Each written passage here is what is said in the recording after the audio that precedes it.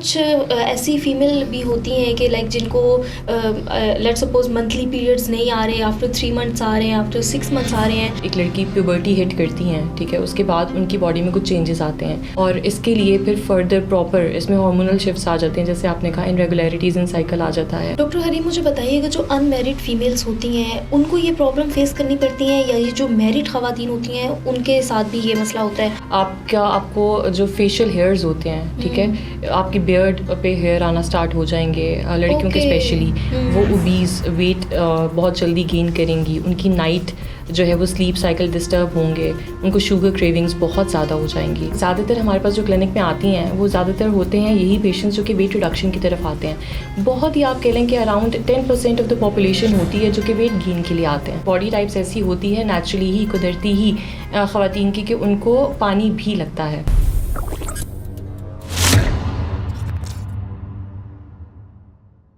अस्सलाम वालेकुम नाज़रीन, मैं हूं निम्रा मलिक और आप देख रहे हैं हमारे YouTube channel flash line media group. आज का पॉडकास्ट बहुत ही स्पेशल होने वाला है क्योंकि आज हम ख़वातीन के हवाले से बात करने जा रहे हैं। वो ख़वातीन जो हमें घर बैठे देख रही हैं उनके लिए तो ये पॉडकास्ट बहुत ही अहम होगा और बहुत ही स्पेशल होने वाला है क्योंकि आज के पॉडकास्ट में जो हमारी गेस्ट हैं वो बहुत स्पेशल हैं। हमारे साथ मौजूद हैं डॉक्टर हरीम जावेद जो कि कंसल्टेंट फिजियोथेरेपिस्ट हैं, वुमेन हेल्थ स्पेशलिस्ट हैं और इसी के साथ साथ फिटनेस ट्रेनर भी हैं। सो होगी कुछ फिटनेस की बातें, वुमेन हेल्थ के ऊपर कुछ बात करेंगे और फिजियोथेरेपी क्या होती है, किस तरीके से हम एक्सरसाइज कर सकते हैं, जानेंगे डॉक्टर हरीम जावेद से। अस्सलाम वालेकुम, कैसी हैं आप? मैं बिल्कुल ठीक हूँ, आप कैसी हैं? मैं बिल्कुल ठीक। हमने सोचा कि वुमेन हेल्थ स्पेशलिस्ट को बुलाया जाए। ख़वातीन के बहुत से मसाइल होते हैं, तो डॉक्टर हरीम मुझे बताएं कि आपकी इस जर्नी के पीछे आपकी क्या स्टोरी है? बचपन से क्या शौक़ था डॉक्टर बनने का, या फिर वो जो एक टिपिकल अम्मा अब्बा कहते हैं कि मेरा बच्चा जो है वो डॉक्टर बनेगा, इंजीनियर बनेगा, या फिर उनकी ख्वाहिश को लेके आप आगे चलिए? जी निम्रा, जैसे आपने कहा है कि एफर्ट्स तो होते हैं और बचपन से मुझे शौक़ नहीं था।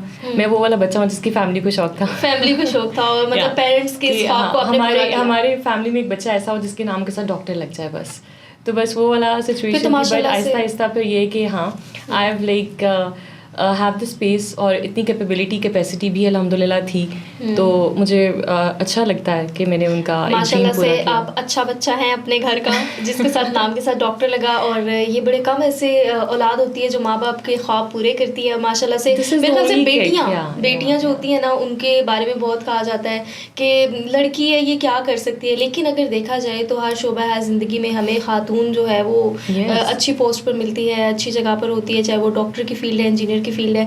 तो हरीम थोड़ी सी अपनी स्टोरी के बारे में बताएं कि जब पेरेंट्स ने कहा कि आप डॉक्टर बने तो उस टाइम आपका पर्सनली फिर उस टाइम माइंड बनने में कितना टाइम लगा, कैसे इस फील्ड में आई? बेसिकली जब मैं I was in school, so I was very athletic. I was not good in studies, to be very honest, I am not gonna lie. तो मैं बिल्कुल भी अच्छी नहीं थी स्टडीज़ में, बट आई वाज एथलेटिक।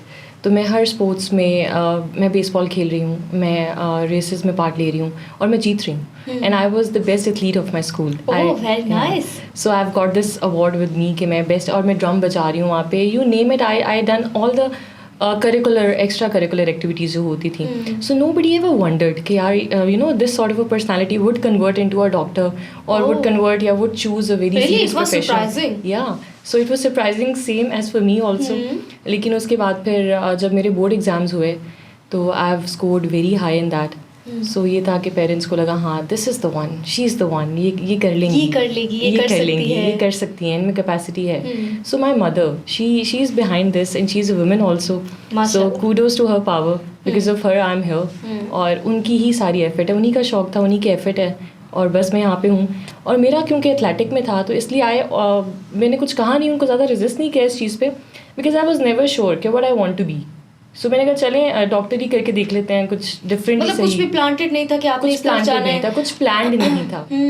अच्छा हरी, मुझे सबसे पहले तो आप ये बताएं, फिटनेस एक्सपर्ट है क्योंकि आप, तो आप ख़वातीन को स्पेशली क्या एक्सरसाइज सजेस्ट करती हैं कि वो ये एक्सरसाइज करें अपना वेट लूज़ करने के लिए? और मुझे ये बताइएगा क्या वेट गेन करने के लिए भी कोई एक्सरसाइजेस होती हैं? क्योंकि जो बहुत स्मार्ट लड़कियाँ होती हैं, आप कमज़ोर कह सकते हैं उनको, तो वो अपना वेट गेन करना चाहती है लेकिन वो कुछ खा ले तो उनके ऊपर असर नहीं होता। आप कुछ इस तरह की हमें ह्यूमन बॉडी मिलती है जो पानी भी पी ले होते हैं, हमें पानी भी लग जाता है, हम मोटे हो गए हैं, तो ऐसे ख़वातीन को आप क्या? Nimra, firstly it's a really good question population. और मैं आपको बताऊं कि आजकल हमारे जितने भी यंगस्टर्स हैं उनमें हर तरह की पॉपुलेशन एग्जिस्ट करती है, either for weight gain and either for weight loss. So ऐसे ही मसाइल हैं, हर बॉडी के अपने मसाइल हैं। तो कुछ लोग ज़्यादातर हमारे पास जो क्लिनिक में आती हैं वो ज़्यादातर होते हैं यही पेशेंट्स जो कि वेट रिडक्शन की तरफ आते हैं। बहुत ही आप कह लें कि अराउंड 10% ऑफ द पॉपुलेशन होती है जो कि वेट गेन के लिए आते हैं, जिसमें ख़वातीन की मकदार 10 में से भी 5% है। बिकॉज जैसे आपने कहा कि बॉडी टाइप्स ऐसी होती है नेचुरली ही, कुदरती ही ख़वातीन की, कि उनको पानी भी लगता है। सो आते हैं दोनों तरह के पेशेंट्स और इसमें दोनों तरह का प्रोटोकॉल डिफरेंट होता है। वेट लॉस का डिफरेंट होता है और वेट गेन का डिफरेंट होता है। And we have got experts जो कि उनको ट्रेन करते हैं थ्रू आउट द प्रोसेस। अच्छा डॉक्टर हरीम, आप क्योंकि माशाल्लाह से वुमेन हेल्थ स्पेशलिस्ट हैं, वुमेन हेल्थ में बहुत से मसाइल आ जाते हैं जिसमें प्रेगनेंसी के भी मसाइल आते हैं, कुछ पीरियड्स के हमें मसाइल आते हैं। तो उसमें कुछ ऐसी फीमेल भी होती हैं कि लाइक जिनको लेट्स सपोज मंथली पीरियड्स नहीं आ रहे, आफ्टर 3 मंथ्स आ रहे हैं, आफ्टर 6 मंथ्स आ रहे हैं। तो इस तरह की जो फीमेल्स होती हैं उनको किस प्रॉब्लम को फेस करना पड़ता है? उनके हार्मोन्स बहुत ज़्यादा डिस्टर्ब होते हैं और इससे क्या कोई और भी बीमारियां जन्म लेती हैं? मैं आपको बिल्कुल बताती हूँ। Again it's a very important question. अब आजकल जितनी भी हमारी मेजॉरिटी है जिसमें फीमेल्स हैं और ये यंगस्टर्स की प्रॉब्लम है, जैसे नम्रा आपने कहा PCOS, इसको हम कहते हैं PCOS, पॉलीसिस्टिक ओवरीज होता है। ये सिंड्रोम है एक, जिसमें क्या होता है कि बहुत यंगस्टर्स में ही, यंग एज में ही स्टार्ट हो जाता है, टीन एज में ही। Let me tell you this, 15 years onwards ये बहुत पोटेंट है। जब आप एक लड़की प्यूबर्टी हिट करती हैं, ठीक है, उसके बाद उनकी बॉडी में कुछ चेंजेस आते हैं और अगर वो BMI से अपने ज़्यादा हैं, BMI का मतलब होता है कि आपका क्या वेट और हाइट के अकॉर्डिंगली आपका बॉडी वेट कितना होना चाहिए, ठीक है।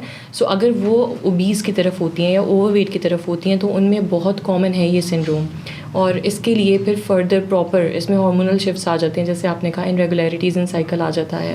और ये लेटर ऑन विद लाइफ अगर हम देखें तो ये इनफर्टिलिटी भी कॉज करती है और ख़वातीन के बहुत से ऐसे मसाइल होते हैं जो कि स्टार्ट यहाँ से होते हैं। बिल्कुल ऐसे ही है। और वो फीमेल्स जो इस वक्त हमें देख रही हैं या हमारा जो पॉडकास्ट देख रही हैं, मैंने देखे ख़वातीन बहुत हेजिटेट होती हैं इस तरह के मसाइल को घर में भी इवन के डिस्कस करने के, मेरे साथ ये प्रॉब्लम हो रही है। तो ऐसी फीमेल्स को आप क्या सजेस्ट करेंगी? क्या उनको इस मसले के ऊपर गौर फिक्र करना चाहिए या जस्ट उसको नॉर्मल छोड़ देना चाहिए? नहीं, बिल्कुल उनको गौर फिक्र करना चाहिए और उनको कहते हैं ना, first it's something that needs to be prioritize in their life. Because ये वो चीज़ है जो कि उनकी लाइफस्टाइल को, उनकी रूटीन को A to Z सब जो है वो अफेक्ट करेगी, डिस्टर्ब करेगी। हाँ एग्जैक्टली। उनका वर्क लाइफ बैलेंस नहीं होगा, उनका पर्सनल लाइफ बैलेंस नहीं होगा। जब आपकी बॉडी में हार्मोनल शिफ्ट्स आते हैं तो क्या होता है कि आपकी मूड स्विंग्स भी आते हैं, यू नो। सो ये आपके पर्सनल रिलेशंस पे भी अफेक्ट करेगा। डॉक्टर हरीम, मुझे बताइएगा जो अनमैरिड फीमेल्स होती हैं उनको ये प्रॉब्लम फेस करनी पड़ती है या ये जो मैरिड ख़वातीन होती हैं उनके साथ भी ये मसला होता है, या मतलब शादी से कोई इससे फ़र्क नहीं पड़ता? Really good question. बेसिकली यहाँ पे अवेयर करना फीमेल्स को बहुत इंपॉर्टेंट है कि it's a disease of youngsters, ठीक है।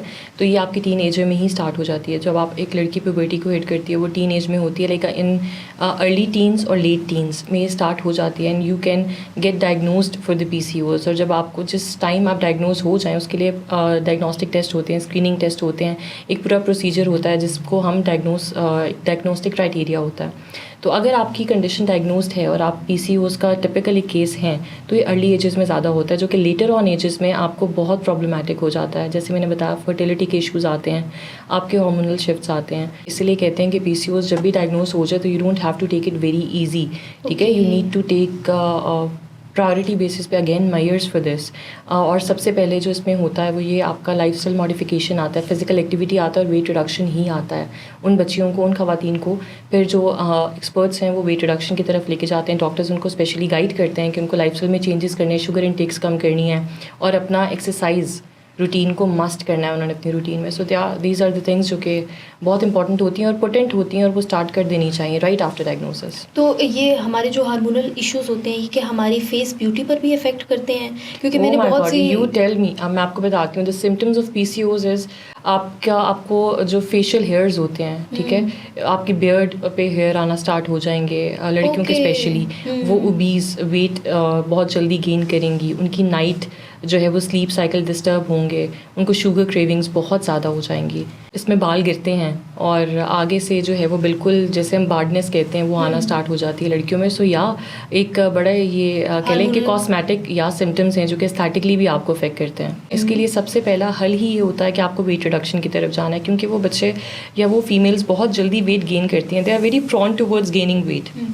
सो हम क्या करते हैं कि सबसे पहले हम उनको लाइफस्टाइल मॉडिफाई करवा देते हैं, उनको बताते हैं कि भाई आपने एक्सरसाइज करनी है और कौन सी एक्सरसाइज करनी है, जैसे वेट रिडक्शन रेजिमेंट्स उनको हम गाइड करना स्टार्ट कर देते हैं और साथ में वो अपनी डाइट पे काम करती हैं, ठीक है। और साथ में वो जब अपनी ऑल टुगेदर लाइफस्टाइल मॉडिफाई करती हैं तो उनके सिम्टम्स ऑटोमेटिकली कम होना स्टार्ट हो जाते हैं और जितना आपकी ओवरीज़ के ऊपर फैट कम होगा उतनी जल्दी ही आपकी रिकवरी अच्छी होगी। अच्छा, मैंने कहीं पढ़ा था कि जो फास्ट फूड होता है ना, ये खाने से हमारे मूड स्विंग्स होते हैं, तो इस पे कितनी वो आप मुझे बताएं। फीमेल्स जो जिनको PCOS पॉजिटिव होती हैं, they have got this craving of fast foods, they need to have fast food in their diet, ठीक है। जैसे हम कहते हैं ना कि फलां को पिज़्ज़ाज बहुत अच्छे लगते हैं, फलां को बर्गर्स बहुत अच्छे लगते हैं, आज के जेंजीज हमारे खाते ही हैं अनफॉर्चुनेटली। सॉफ्ट ड्रिंक्स की तरफ बहुत रुझान है, एनर्जी ड्रिंक्स की तरफ बहुत रुझान है, no, a big no to that, ठीक है। सो ये चीज़ें ही हैं जो कि इस तरह की हार्मोनल शिफ्ट्स में कन्वर्ट होती हैं और फिर आगे सिंड्रोम्स में कन्वर्ट होती हैं। और इसमें हमारी ब्यूटी के ऊपर बहुत इफेक्ट पड़ता है, हमारे हार्मोन्स डिस्टर्ब हो तो हमारे जो है वो बॉडी पे भी काफ़ी चेंजेस आते हैं। ओवरऑल आपकी फिजिकल बीइंग पे, आपकी वेल बीइंग पे बहुत इफेक्ट होता है। अच्छा डॉक्टर हरीम, मुझे बताइएगा, एक जो सबसे ज़्यादा पूछा जाने वाला और बताया जाने वाला क्वेश्चन है कि आई मीन पीरियड्स और मुझे बहुत ज़्यादा पेन हो रही है, क्या ये सब ख़वातीन को ये पेन होती है या फिर कुछ स्पेसिफिक ऐसी ह्यूमन बॉडीज़ होती हैं? अच्छा, बेसिकली निम्रा ये अगेन बहुत एक इस तरह का क्वेश्चन है कि हमारी मेजॉरिटी ऑफ द फीमेल्स पे एप्लीकेबल है। अब पीरियड्स की में जो प्री मेंस्ट्रुअल आपका एक पेन होती है उससे हर ख़वातीन गुजरती है, उसको हम कहते हैं PMS, प्री मेंस्ट्रुअल सिंड्रोम होता है वो, ठीक है। अब कुछ औरतों में या ख़वातीन में ये होता है बहुत ही लाइटर, एक नेचुरल प्रोसेस होता है जो कि आता है, लेकिन कुछ ख़वातीन में बेसिकली इट्स अ सिंड्रोम जो कि आगे जाके एक डिस्फोरिक डिसऑर्डर में भी कन्वर्ट हो जाता है। तो ये जानना बहुत ज़रूरी है। बेसिकली मेरी अपनी रिसर्च थी वो PMS पे थी and I would like to quote the number. जब मैंने अपनी रिसर्च की on all the young working females, आप you don't believe me, 90% of them are PMS positive. और आप यकीन करोगे वो डॉक्टर्स थे एंड दे डोंट नो कि they are suffering from PMS। अब PMS में आता क्या है? बेसिकली PMS में ना आपके पीरियड से पहले जो आपके 7 डेज होते हैं उसमें आपके बहुत मूड स्विंग्स आना स्टार्ट हो जाते हैं। आप इमोशनली बहुत लाइबल हो जाते हो। लाइक अगर किसी ने आपको कुछ भी कह दिया ना और आप सेंसिटिव हो जाते हो, हाइपर सेंसिटिव, क्राइंग करने शुरू हो जाते हो, या आप बात बात पे आपको रोना आता है, आप हाइपर सेंसिटिव हो जाते हो, फिर आपको फूड क्रेविंग्स बहुत ज़्यादा होती हैं, आपकी नाइट स्लीप डिस्टर्ब हो जाती है, आपको 2-2 दिन रात को नींद नहीं आएगी।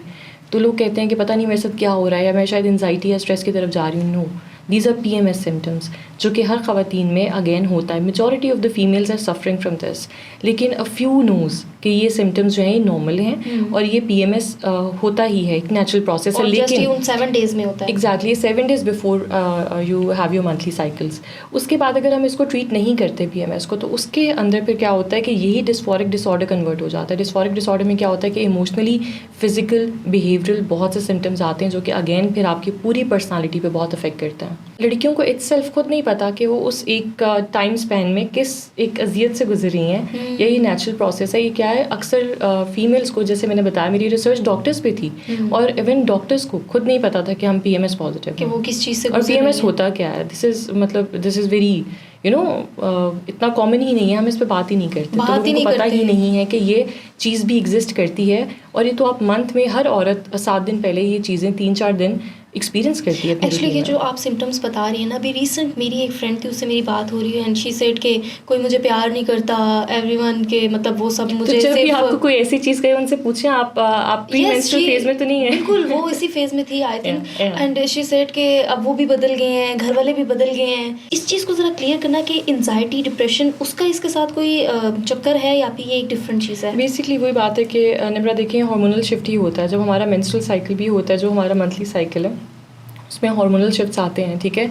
और जब भी हमारा कुदरती निज़ाम है ना, अल्लाह ताला ने बनाया, बड़ा प्यारा खूबसूरत भी है इन अ वे कि चलें आप अगर बहुत ही कुछ लोग होते हैं, they tend to have this very hard face, लड़कियां भी इवन आजकल, तो वो इमोशंस को एक्सप्रेस ही नहीं कर पाती। चलें एटलीस्ट उनके पास ये 3-4 दिन तो होते हैं जहाँ पे उनका अपना भी कंट्रोल नहीं होता या वो भी कर लेती हैं।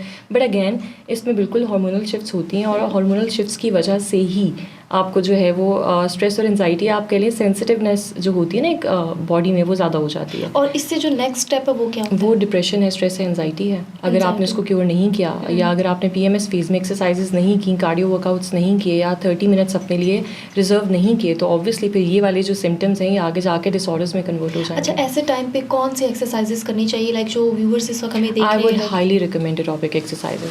आप I can not put emphasis on the importance of aerobic exercises. आप लोग एरोबिक एक्सरसाइजेस करें, मतलब ये कि आप वॉक करें, आप कार्डियो वर्कआउट्स करें जिसमें आपका हार्ट रेट थोड़ा सा इंक्रीज हो, नॉर्मल एक्टिविटीज कौन से टाइम पे वॉक बेहतर रहती है, like morning, evening, day time? Suits you, it depends and it varies from person to person, ठीक है। हम कोई इस तरह से उसको क्लासीफाई नहीं कर देंगे कि ये टाइम है। वैसे तो कहते हैं कि morning and evening walks are best, ठीक है, लेकिन इट्स नॉट साइंटिफिकली अप्रूव्ड या एविडेंस बेस्ड नहीं है। आप तब करें जब आप फ्रेश फील करें, लिसन टू योर बॉडी। जब आप फ्रेश फील करें, जब आप करना चाहें तब आप करें, लेकिन एटलीस्ट करें। कहते हैं ना कि a person is a best doctor her self. अगर आपके जो सिम्टम्स है बॉडी में, एक डॉक्टर से बेहतर आपको पता होते हैं। So what you need to do is कि you need to identify those symptoms and you need to work on them. अगर आप 10 मिनट या 5 मिनट चलते हैं, ठीक है, और आपका सांस फूलता है, तो इट मीन्स कि आप अपने फिटनेस लेवल पे बहुत लोअर लेवल पे हैं, ठीक है। You need to work on your body and your fitness level also, because ये आपकी कार्डियो पल्मोनरी इंड्योरेंस होती है, तो जो कि हमारे हार्ट के साथ हमारी लंग्स की एक्टिविटी, कैपेसिटी, एफिकेसी, इनके लिए बहुत इंपॉर्टेंट है। अब जैसे मुझे 10 मिनट्स में वॉक करूँ तो मेरा सांस फूलने शुरू हो जाता है, तो इट मीन्स कि मुझे फिर अपना स्टेमिना बिल्ड करने के लिए क्या करना पड़ेगा? अपना स्टेमिना बिल्ड करने के लिए अब हम इंड्योरेंस एक्टिविटीज़ करवाते हैं, जो कि आपको एक, again guys I would really recommend कि आपको एक स्पेशलिस्ट या आपको एक एक्सपर्ट ही कराएंगे, एक फिजियोथेरेपिस्ट कराएंगे या आपको एक एक्सरसाइज स्पेशलिस्ट कराएंगे, ठीक है, जो कि फिजियोथेरेपिस्ट ही होते हैं और उनके आगे फर्दर स्पेशलिटीज़ होती हैं। तो recommend a good physiotherapist for this. I would highly recommend you all a good physiotherapist. लेकिन उसमें थोड़ा सा मैं आपको बताऊं कि फिजियोथेरेपिस्ट जो है मेरे स्टूडियोज में मौजूद है, तो मैं उनकी मौजूदगी का फ़ायदा उठाऊंगी। Just I would like to know कि मुझे क्या करना चाहिए अपने स्टैमिना बिल्ड करने के लिए। आपको ये करना चाहिए कि आपको एक तो रूटीन बनानी चाहिए। आपने खुद जज करना है ये। अगर आप 10 मिनट्स की वॉक करते हैं या आप स्टेयर क्लाइंबिंग करते हैं या कोई भी इस तरह का काम करते हैं जिसमें आपको लगातार 10 से 20 मिनट चलना पड़ता है और उसके बाद आपका सांस फूलता है इतना कि अगर आप नॉर्मली बात भी करें तो आपको सांस आए या आपको सांस चढ़े, जिसको हम शॉर्टनेस ऑफ ब्रेथ कहते हैं, अगर वो सिम्टम्स हैं तो इट मीन्स कि you need to work on your stamina. अब वो स्टेमिना के लिए क्या होता है कि स्पेसिफिक इंड्योरेंस एक्टिविटीज़ होती हैं। अब वो हम जब भी हमारे पास, जैसे हमारे क्लिनिक में बहुत से ऐसे क्लाइंट्स आते हैं जो कि जिनकी हम स्ट्रेंथ ट्रेनिंग्स करते हैं, स्टेमिना बिल्डिंग करते हैं, उससे क्या होता है कि आपकी कार्डियो पल्मोनरी हेल्थ बहुत इम्प्रूव्ड होती है।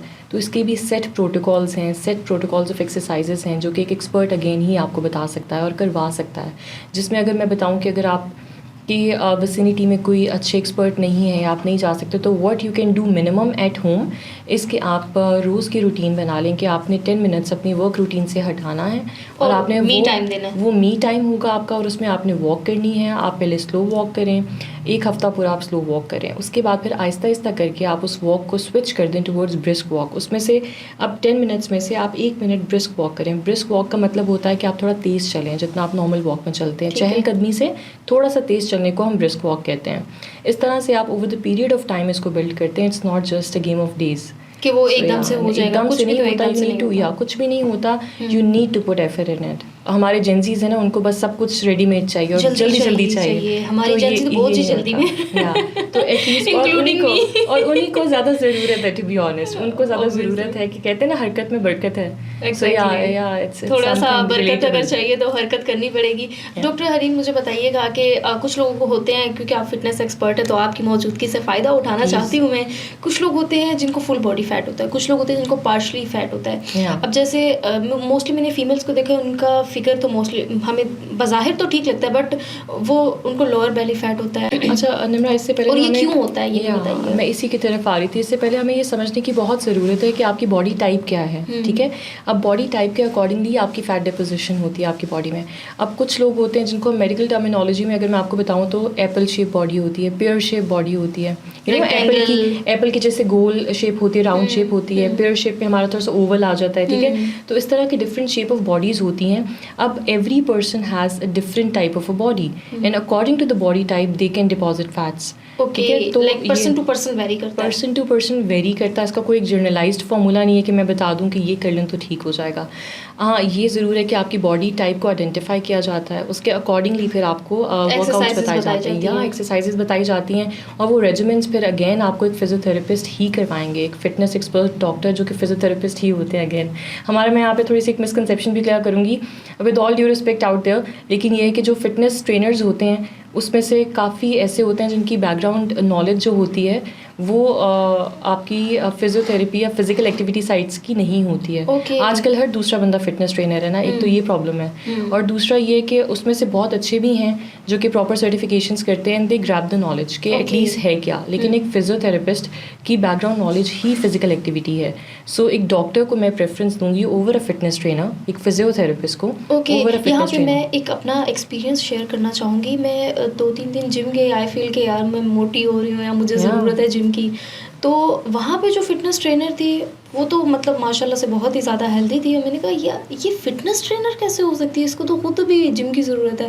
खैर मैंने उस चीज़ को अवॉइड किया, इग्नोर किया। क्वैक्स भी होते हैं, मतलब क्वैक्स इन अ वे मैं इसको कहूँगी कि जैसे मैंने बताया उनकी बैकग्राउंड नॉलेज नहीं है, ठीक है, लेकिन उनको वो एंथुजियाज्म होता है, एक फिटनेस का जुनून होता है लोगों को। तो हाँ, उनमें से बहुत अच्छे भी हैं जो कि बहुत अच्छी प्रैक्टिसेस भी कर रहे हैं, लेकिन बैकग्राउंड नॉलेज अगर आपके पास अब, क्योंकि अब फिजियोथेरेपिस्ट हमारे पास हैं और बहुत अच्छे क्वालिफाइड फिजियोथेरेपिस्ट हैं, ठीक है, 5 years डिग्री प्रोग्राम डॉक्टर्स होते हैं। What else do you need? अगर आपको एक डॉक्टर ट्रेन करे तो rather than going to an expert जो कि एक्सपर्ट नाम के हैं सिर्फ और उनके पास कोई बैकग्राउंड नॉलेज नहीं है, दे डोंट नो, तो they damage your body in so many ways. बिल्कुल ऐसे ही है। जैसे कि आपने सजेस्ट किया जो एक फिजियोथेरेपिस्ट होता है वो आपको बहुत अच्छे से जो है वो बहुत अच्छे ट्रेनर, वो बहुत अच्छे ट्रेनर साबित होते हैं। और हमारे पास आगे स्पेशलिटीज़ भी हैं फिजियोथेरेपी में। एक स्पोर्ट्स हमारे होते हैं स्पोर्ट्स फिजियोथेरेपिस्ट, ये स्पेशलिटी है। अगर किसी ने स्पोर्ट्स सर्टिफाइड फिजियोथेरेपिस्ट वो हैं तो they are the best choice for fitness, ठीक है। अब देखें जैसे आपने बताया हमारे क्लिनिक में बहुत से ऐसे पेशेंट्स आए हैं जो कि जिम से इसी तरह के ट्रेनर से ट्रेन होकर बहुत हेवी लिफ्टिंग करके आ गए और उनका स्टेमिना नहीं था, उनका मस्कुलर स्ट्रेंथ नहीं था और उनको 20 kgs 15 kgs फर्स्ट डे में पकड़ा दिया गया। कोई नुकसान भी होता है? ऑब्वियसली होता है। मस्कुलर स्ट्रेन्स होते हैं आपके, बहुत सी मस्कुलर सॉरनेस हो जाती है आपको, and I can not name the symptoms even, इतने ज़्यादा आपकी बॉडी में डिस्ट्रक्शंस होती हैं, ठीक है। अ पर्सन कैन नॉट, जैसे आपने बताया कि आपका दिल ही नहीं किया अगले दिन जाने का, फिटीग्ड, हाईली फिटीग्ड आप हो जाते हैं।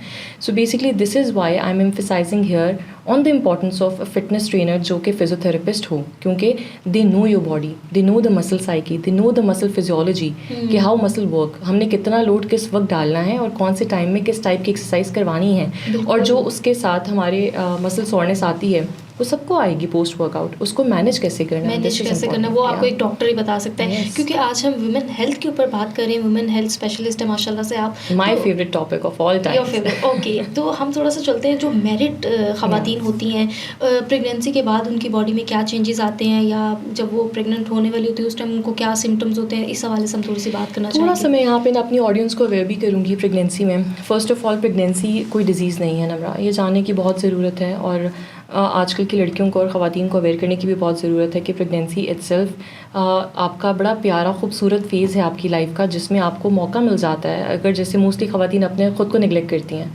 सबको अपनी फैमिली को पहले रख लेंगी, बच्चों को पहले रख लेंगी, कहती हैं चलो अपना हो जाएगा, but this is the time जहाँ पे आपको एक एक्सक्यूज़ मिल जाता है कि चलो मैं अपने लिए भी कर रही हूँ और the life that I am going to deliver in 9 months मैं उसके लिए भी एफर्ट करना चाहती हूँ, ठीक है। So firstly it's a very good initiative for a female to start at that time. बहुत अच्छा एक टाइम अल्लाह ताला ने हमें दिया है जिसमें आप खुद की बड़ी पॉजिटिव रेजिमेंट्स बना सकते हैं, अगर आप एक्टिवली पहले से नहीं भी हैं तब भी, तो at least you can start it. आपको एक मोटिवेशन मिल जाती है कि I have to be very good for the life I am delivering in coming months. तो आप क्या समझते हैं, क्योंकि प्रेगनेंसी में कहा जाता है कि वज़न नहीं उठाना ज़्यादा और ज़्यादा जो है वो सफ़र नहीं करना, बीइंग अ डॉक्टर थेरेपिस्ट क्योंकि आप हैं, तो आप क्या समझती हैं कि ये सब चीज़ें ठीक हैं, मतलब जो मना करती थी जो बड़े बुरे कह कर गए हैं? हाँ, बड़े एक तो with all due respect I do have all the बड़ा बूढ़ाज at my home and I do love them a lot. हर घर में ना, हर फैमिली में होते हैं ऐसे दादी नानी, मतलब होते हैं लोग जो आपको बताते हैं, टिप्स देते हैं, उनके तजुर्बात भी ठीक हैं। बट अभी अगर हम मेडिकल साइंस की बात करते हैं ना नमरा, तो देखो ट्राइमेस्टर्स होते हैं, ठीक है। प्रेगनेंसी के 3 ट्राइमेस्टर्स होते हैं, ये थोड़ा सा मैं अपने व्यूअर्स को उनके एजुकेशन के लिए बताऊंगी। प्रेगनेंसी के 3 ट्राइमेस्टर्स होते हैं। एक ट्राइमेस्टर जो होता है वो 13 वीक पे होता है, तो हर ट्राइमेस्टर में डिफरेंट एक्सरसाइजेज होती हैं। ट्राइमेस्टर 1 में डिफरेंट एक्सरसाइजेज होती हैं, ट्राइमेस्टर 2 में डिफरेंट सॉर्ट ऑफ एक्सरसाइजेज आ जाती हैं, ट्राइमेस्टर 3 में डिफरेंट, क्योंकि आपकी बॉडी अकॉर्डिंगली चेंजेस उसमें आ रहे होते हैं जैसे जैसे आपका फीटस डेवलप हो रहा होता है, ठीक है। So this is the thing जो कि लोगों को पता नहीं है। अगर आप, मैं कहूँगी ना कि आप, अब जैसे मैं आपको थोड़ा सा एक्सरसाइजेस के बारे में बताती हूँ। ट्राइमेस्टर 1 में जो है ना, अ फीमेल नीड टू, अगर वो कुछ भी नहीं करती प्रेगनेंसी से पहले, उनकी कोई वर्कआउट रेजिमेंट नहीं है, उनकी कोई रूटीन नहीं है, तो what she needs to do, at least you can do deep breathing exercises. वो डीप ब्रीदिंग एक्सरसाइजेस से स्टार्ट कर सकती हैं। उसके बाद ट्राइमेस्टर 1 में ही उनको पेल्विक फ्लोर एक्सरसाइजेस पे हमने डालना है। It's very important. अगेन, जितना आपका पेल्विस स्ट्रॉन्ग होगा उतनी आपकी डिलीवरी आसान हो जाएगी। ठीक है, आप नॉर्मल डिलीवरी की तरफ जाएंगे, जो कि तो हमारी पॉपुलेशन में बहुत कंसर्न है जी, हमें सी सेक्शंस नहीं करवाने, हमने नॉर्मल पे जाना है, तो you have to stay active for that. और उसमें आपको फिर थोड़ा सा एफर्ट पुट इन करना पड़ेगा। उसमें यहाँ मैं कुछ ऐड करना चाहूँगी, मैंने मोस्टली, क्योंकि हमें अपने घर के भी एक्सपीरियंसेस हैं, तो हमारे में जब कोई फीमेल प्रेग्नेंट होती है तो उसको कहा जाता है कि आपने बिल्कुल रेस्ट करना है, बेड टाइम पे आपने बेड से नीचे नहीं उतरना, इससे मतलब बच्चे को परेशानी होगी। इस पे थोड़ा सा वो बात मैं करना चाहूँगी। मैं आपको बिल्कुल बताती हूँ, ये बिल्कुल एक कॉन्सेप्ट है कि ड्राइंग रूम सिटिंग कहा जाता है इसको। हम ये कहते हैं कि आपने नहीं करनी है प्लीज़। हाँ, अनलेस एंड अनटिल वो प्रेगनेंसीज होती हैं, कुछ हाई रिस्क प्रेगनेंसीज होती हैं, ठीक है, उसमें डॉक्टर एडवाइस करता है आपको कि you have to do bed rest. लेकिन उसके अलावा जो नॉर्मल प्रेगनेंसीज होती हैं उसमें you need to stay active, और आपको एक्टिव रहना है। ठीक है, तो ये एक मिसकंसेप्शन है। लेकिन अगेन, रूलिंग आउट वो वाली प्रेगनेंसीज जो कि हाई रिस्क होती हैं। उसके अलावा you can have a normal exercise routine and regimen. और ट्रैवलिंग के ऊपर, ट्रैवलिंग देखो नम्रा, डिपेंड करता है। अब जैसे फर्स्ट ट्राइमेस्टर है, सेकंड ट्राइमेस्टर है, आप कर सकते हो ट्रैवलिंग, लेकिन अगेन प्रोलॉन्ग ट्रैवल्स को हम मना करते हैं in high risk pregnancies and according to the stamina of a female. ठीक है ना, कि वो कितनी एक्टिव थी प्रेगनेंसी से पहले भी, तो ये सब चीज़ें देख के मैटर करती हैं, it varies from person to person. Okay doctor Hari, मुझे बताइएगा, मोस्टली हमें सुनने में आता है कि किसी ने अपना अल्ट्रासाउंड कराया किसी फीमेल ने, और उसका बेबी जो है वो डॉक्टर कह देती है आपका बच्चा उल्टा है, तो उसको क्या कुछ सीधा करने का भी कोई एक्सरसाइजेस होती हैं कि लाइक उनकी नॉर्मल डिलीवरी हो जाए? कोशिश की जा सकती है। देयर आर इट्स पॉसिबल, या it's possible, it's very much possible, लेकिन अनफॉर्चुनेटली प्रैक्टिस में इतना नहीं है। Although there are researches, there are evidence कि ये हो सकता है, लेकिन कुछ आप कह लें कि लाइबिलिटीज़ डॉक्टर की भी आ जाती हैं, कुछ रिस्ट्रिक्शंस फैमिली वालों की तरफ से भी होती हैं। They are very extremely conscious about the pregnancies, तो वो भी तो यू नो यहाँ पे थोड़ा सा हर्डल आ जाता है प्रैक्टिस में। Otherwise the evidence is there, but बिल्कुल हम इसको प्रैक्टिस, अगर आप पूछोगे कि आजकल हो रहा है कि नहीं, सो या इतना प्रैक्टिस में नहीं है ये। जैसे कि इन पाकिस्तानी तो बहुत कॉमन चीज़ है कि उसको एक मालिश वाली या कोई मसाज वाली घर पे ला कर दी जाती है कि आप इससे। I am really glad you put up this here. Okay, तो इसके ऊपर आप क्या किए, मतलब ठीक है उन खवातीन के लिए जो प्रेगनेंसी से गुजर रही होती हैं, थोड़ा सा मैं अब आपको अपनी ऑडियंस को यहाँ पे भी एजुकेट करूँगी कि जब आप प्रेगनेंसी से गुजर रहे होते हैं तो अल्लाह ताला की तरफ से कुदरती तौर पे हमारी बॉडी में चेंजेस आते हैं। अब वो चेंजेस क्या होते हैं कि हमारे जॉइंट की लेग्सिसिटी जो होती है वो इंक्रीज़ हो जाती है, मतलब हमारे जॉइंट जो होते हैं वो नाजुक हो जाते हैं, और वो ऑलरेडी उनमें हाइपर मोबिलिटी हो जाती है। कुछ जॉइंट्स में हाइपर होती है, कुछ में हाइपर हो जाती है। ठीक है, तो उसमें हम क्या करते हैं, हमारे जॉइंट थोड़े वीक हो जाते हैं उस टाइम में, क्योंकि इस तरह की हार्मोनल शिफ्ट्स आती हैं हमारी बॉडी के अंदर। ये कुदरती होता है, हर ख़वातीन गुजरती है इस फेज़ से। ठीक है, सो अगर उस पर आप मालिश करवा रहे हैं उसको, और एक जॉइंट नाजुक है, आप खुद सोचें ना कि अगर ये ग्लास है, ठीक है, और आपको पता है आप गिराएंगे इसको तो टूट जाएगा ऑब्वियसली। तो अगर आपको पता है कि जॉइंट एक वीक है और उस पर हम उसको खींचेंगे तो वो क्या होगा? मालिश क्या होता है? No, it's not recommended even.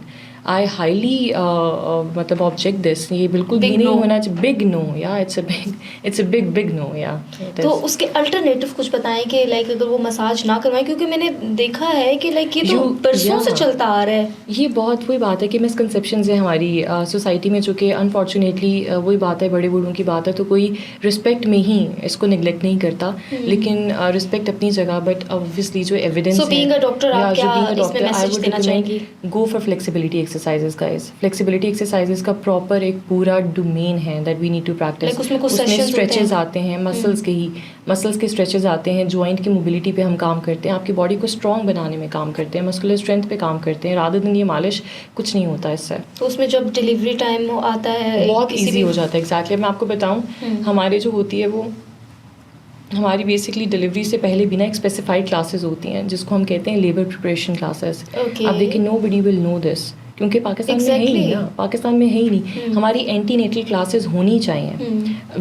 I took this initiative कि हमने स्टार्ट की, लेकिन Namra the dilemma of our society is कि नोबडी एक्सेप्ट्स, यू नो। उनको लगता है, वही बात है कि ख़वातीन इतनी लेज़ी हो जाती हैं प्रेगनेंसी, जैसे उनको बहाना मिल गया कि हमने बेड रेस्ट करना है बस। तो यू नो, ये नहीं होना चाहिए।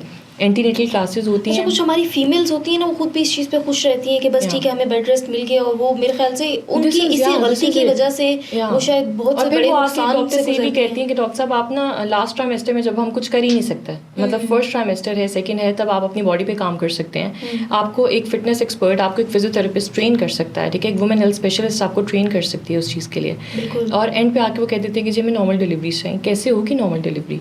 मतलब आपने अपनी बॉडी पे काम ही नहीं किया, या आपने 9 मंथ्स अपनी बॉडी पे काम ही नहीं किया, तो अब आपको लास्ट 2-3 हफ्तों में आके कैसे नॉर्मल डिलीवरी करवा दें? तो obviously this is a process and it takes time. और अगर कोई फीमेल लेट सपोज वो प्रेग्नेंट और वो सेशन लेना चाहती है, तो आप क्या सजेस्ट करती हैं कि वो वेरी फर्स्ट मंथ में ही आके सेशन लेना शुरू कर दे, या वो एक्सरसाइज करना शुरू कर दे, या इसके लिए कोई टाइम पीरियड होता है? ये भी अगेन बहुत अच्छा क्वेश्चन है, जो कि लोगों को इस पर बहुत मिसकनसेप्शंस हैं। तो यहाँ पे थोड़ा सा आज मैं क्लियर करूँगी कि आप लोगों ने क्या करना है कि सबसे पहले जब भी आपको प्रेगनेंसी होती है तो फर्स्ट ट्राइमेस्टर के अंदर ही जाके आपने एक वुमेन हेल्थ स्पेशलिस्ट जो कि फिजियोथेरेपिस्ट स्पेशलाइज्ड होते हैं उनसे मिलना है, ठीक है। उसके बाद आपकी वो एक्सरसाइज टेस्टिंग होती है प्रॉपर, आपके लिए आपकी बॉडी टाइप के अकॉर्डिंगली एक्सरसाइजेज बनती हैं, प्रोटोकॉल्स बनते हैं जो कि कस्टमाइज प्लान होते हैं, जो कि एक अगेन क्वालिफाइड डॉक्टर ही बना सकता है, ठीक है। वो आपने स्टार्ट कर देनी है फर्स्ट ट्राइमेस्टर से ही, लाइक फर्स्ट वीक्स से ही। जैसे आपको पता लग जाए, आपके पास एक बड़ा प्यारा मोटिवेशन आ जाता है कि you need to start working on your body, ठीक है, और आप तब से ही स्टार्ट करते हैं। ट्राइमेस्टर 1 में हम थोड़ा सा we need to take it slow, हम हल्की हल्की एक्सरसाइज, फ्लेक्सिबिलिटी हो गया, डीप ब्रीदिंग हो गया, इससे स्टार्ट करते हैं। ट्राइमेस्टर 2 में ना नम्रा, इट्स एन आइडियल टाइम, उसमें हम बहुत सी ऐसे सेट ऑफ एक्सरसाइजेज, स्ट्रेंथनिंग और हम आगे लेके जाते हैं। ट्राइमेस्टर 2 में ना आफ्टर 3 मंथ्स आप कह लो प्रेगनेंसी के बाद हम we can do wonders in the body, अगर एक पेशेंट हमारे पास टाइमली आ जाए तो। ओके, अगर कोई फीमेल है जो मतलब घर से बाहर नहीं निकलती, या मतलब आपको पता है कि डिफरेंट टाइप की फैमिलीज होती हैं, तो उनको आप क्या सजेस्ट करेंगी? क्या कोई ऑनलाइन भी सेशंस देते हैं फिजियोथेरेपिस्ट? अच्छा, बेसिकली मैं आपको बताती हूँ, I have my own setup with the name of NJ physio friend clinic and it's opposite Gulberg Greens. Believe you me, हम यहाँ पे लाइफस्टाइल मॉडिफिकेशन की बात करें, ऐसे लेजी पेशेंट्स के लिए भी व्हाट वी हैव इंड्यूस्ड, हमने ऑनलाइन सेशंस भी स्टार्ट कर दिए हैं। ओके, हम at the ease of their home we can provide them service, लेकिन आपको खुद थोड़ा सा होना चाहिए ना कि यू नीड टू हैव, खुद भी करें, otherwise we are here to help you out in the process. And हमारी टैगलाइन भी है कि कंपेनियन थ्रू पेन, तो हम तो आपके साथ हैं ही, लेकिन आपने खुद भी थोड़ी सी एफर्ट करनी है। ओके डॉक्टर हरीम, एक बहुत इंपॉर्टेंट क्वेश्चन है मेरे माइंड में, वो ख़वातीन जिनको पीरियड्स ख़त्म हो जाते हैं, मीनोपॉज जिसको कहते हैं आप लोग, तो उसके बारे में थोड़ा बताइए कि उन फीमेल्स को भी बाद में कोई बीमारियाँ शुरू हो जाती हैं? बिल्कुल Namra, again it's a very good question, और इस चीज़ पे हमें लोगों को जितना हम अवेयर करें उतना ही इम्पॉर्टेंट है। अच्छा, बहुत सी हमारी ख़वातीन इस तरह की हैं कि मीनोपॉज की जब एज आती है तो उसमें भी प्री मोनोपोजल जो होते हैं वो सिम्टम्स होते हैं। अब मीनोपॉज से पहले जो सिम्टम्स आते हैं, आपकी बॉडी आपको बता रही होती है, देखें, इंडिकेशन दे रही होती है कि now you are going to have this problem in it. ये अल्लाह ताला का कुदरती बड़ा प्यारा निज़ाम है कि आपको पता लगता है कि आपकी बॉडी में चेंजेस आ रहे हैं। तो हम थोड़ा सा सिम्टम्स पे बात करते हैं। ज़्यादातर जो पहले ज़माने में, आज से आप कह लो, आज से 5 या 6 ईयर्स पहले की जो एज होती थी मीनोपॉज की, वो होती थी after 50s 55 even, depending on the body type and the regimen and the routine and the fitness level of a female. लेकिन आजकल हमारे because of the diet we take, because of the sedentary lifestyle we have, ये age जो है unfortunately आ गई है 40s में। तो इतनी वो पीछे आ गई है। तो अब इसके लिए क्या होता है कि जब भी प्री मीनोपॉजल हमारे सिम्टम्स होते हैं, उसमें अगर आपको हॉट फ्लैशेस होते हैं, हॉट फ्लैशेस का मतलब एकदम से आपका दिल घबराता है और आपको लगता है कि भी मुझे बहुत गर्मी लग रही है, ठीक है। आप रात को सो रहे होते हैं और ख़वातीन रात को सोते सोते उठ जाएं, उनके हाथ पाँव जलना शुरू हो जाएं, उनको नाइट स्वेट्स, मतलब रात में जब वो सो रही होती हैं तो बहुत तेज़ पसीने आए, ठीक है, और उनके एकदम से इमोशनल स्विंग्स हों, मूड स्विंग्स आएँ उनको। तो ये सारे सिम्टम्स होते हैं जो कि आपकी बॉडी आपको बता रही होती है कि आप मीनोपॉज की तरफ जा रहे हैं। और मीनोपॉज में क्या होता है कि you have to take hormonal therapies आपने लेनी है। और साथ में अगेन क्योंकि कुदरती निज़ाम है, एक हार्मोन है जो कि हमारा अब आगे चल के हमारी बॉडी में उसकी मिकदार कम हो जाएगी। तो मीनोपॉज के बाद बहुत सी ख़वातीन को, ये बहुत इंपॉर्टेंट चीज़ है यहाँ पे, कि बहुत सी ख़वातीन को जो है वो स्ट्रेस, एंजाइटी, कार्डिक अरेस्ट, इसकी फ्रिक्वेंसीज़ बहुत ज़्यादा हो जाती हैं। तो you have to take extra care for this. तो इस टाइम पे कौन सी फिजियोथेरेपी की उनको ज़रूरत होती है? इस टाइम पे नम्रा बेसिकली जो हम प्रिस्क्राइब करते हैं, तो उनको हार्मोनल थेरेपीज देनी है, उनकी एज भी काफ़ी हो जाती है, उनके लिए बेस्ट अगर आप मुझसे प्रोटोकॉल पूछो ना एक्सरसाइज वाइज, तो स्ट्रेंथ ट्रेनिंग होता है। स्ट्रेंथ ट्रेनिंग होता है, रिलैक्सेशन इंड्यूस एक्सरसाइजेज होती हैं, स्ट्रेस और एंजाइटी को उन्होंने अवॉइड करना होता है, साइकोलॉजिकल काउंसलिंग अगेन बहुत इंपॉर्टेंट हो जाती है, और हार्मोनल रिप्लेसमेंट थेरेपीज़ होती हैं। जो कि उनको अपनी गायनेक से मिलके उनकी वो भी लेनी पड़ती है। और साथ साथ में अगेन 30 मिनट्स, अगर आप कुछ भी नहीं कर रहे हो इनमें से, if you don't want to do anything, at least go for a walk. 30 minutes of a walk daily would help you a lot. Physiotherapist की ज़रूरत सिर्फ पेशेंट को होती है या कोई भी नॉर्मल पर्सन है जिसको ज़रूरत है? सो बेसिकली हर घर में जो है ना नम्रा, अगर मैं आपको बताऊं तो 5 आउट ऑफ, अगर 5 लोग रहते हैं तो out of them 4 needs physiotherapist. अब उनकी प्रॉब्लम्स डिफरेंट हो सकती हैं, ठीक है। Either you have got neck pain, back pain, joint pains, और उसमें बहुत सी कंडीशन आ जाती हैं। वेट रिडक्शन के लिए आपको चाहिए होते हैं, तो आपकी लाइफ मेंटेनेंस के लिए, आपकी लाइफस्टाइल मॉडिफिकेशंस के लिए, हेल्दी एक्टिविटीज़ के लिए अब आपको say no to pain killers. I would just say this, ठीक है। Say no to pain killers and move towards इस तरह की कंजर्वेटिव थेरेपीज़ जो कि आपको हेल्प करेंगी, और ये आपकी स्ट्रेस और एंजाइटी के लिए भी बहुत अच्छा होगा। So everyone needs physiotherapist in this era, I would recommend. आप क्या समझती हैं बीइंग अ डॉक्टर, आप क्योंकि वुमेन हेल्थ स्पेशलिस्ट हैं, फिटनेस एक्सपर्ट हैं, फिजियोथेरेपिस्ट हैं, तो I know you are not a dietitian और नॉट न्यूट्रिशनिस्ट, तो इसमें मैं आपसे एक सवाल ये करना चाहूँगी कि सिर्फ एक्सरसाइज ज़रूरी है या उसके साथ साथ हमें हेल्दी डाइट भी ज़रूरी है? अच्छा, आपने जो क्वेश्चन किया है बेसिकली एक्सरसाइज के साथ ऑब्वियसली हम इसको कहते हैं हमारा लाइफस्टाइल मॉडिफिकेशन, उसके अंदर 2-3 डोमेन्स आ जाते हैं जो कि बहुत इंपॉर्टेंट है। आपकी एक्सरसाइज इटसेल्फ बहुत इंपॉर्टेंट है, उसके साथ आपकी मेंटल हेल्थ बहुत इंपॉर्टेंट है, जिसमें साइकोलॉजिकल काउंसलिंग आ जाता है। Again I can not emphasis enough on the importance of mental health, it's equally important as your physical health, तो you have to take care of it also.